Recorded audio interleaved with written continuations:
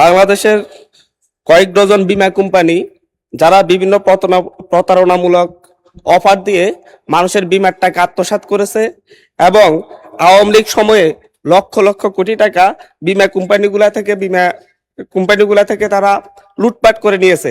এই বীমা কোম্পানিগুলোর ব্যাপারে এবং মানুষ যারা এখানে অর্থ জমা রেখেছে সেগুলা পুনরুদ্ধারে সরকার কোনো উদ্যোগ নেবে কিনা।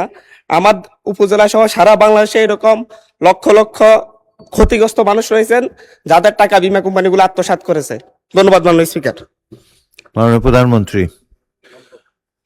মাননীয় স্পিকার, ধন্যবাদ আপনাকে এবং আপনার মাধ্যমে আমি সংসদ সদস্যকেও ধন্যবাদ জানাচ্ছি তার প্রশ্নের জন্য। নিশ্চয়ই সংসদ সদস্য আপনার ধারণা আছে, মাননীয় সংসদ সদস্য আপনার ধারণা আছে যে এই যে সকল যে বীমা কোম্পানি এটার যে একটা হেড আছে তাকে ইডরা বলে এবং আপনি নিশ্চয়ই অবগত আছেন যে ইডরা নতুন একজন চেয়ারম্যান নিযুক্ত করা হয়েছে। আপনার যেই অভিযোগ আপনি তুললেন অলরেডি এর ভিতরেই চেয়ারম্যান এটি ইনভেস্টিগেশন করছে, এরকম যেগুলো কমপ্লেন হচ্ছে সবগুলো ইনভেস্টিগেশন করছে। ইনভেস্টিগেশনটা কমপ্লিট হলে তখন আইন অনুযায়ী আমরা ব্যবস্থা গ্রহণ করতে পারবো। ধন্যবাদ মাননীয় স্পিকার।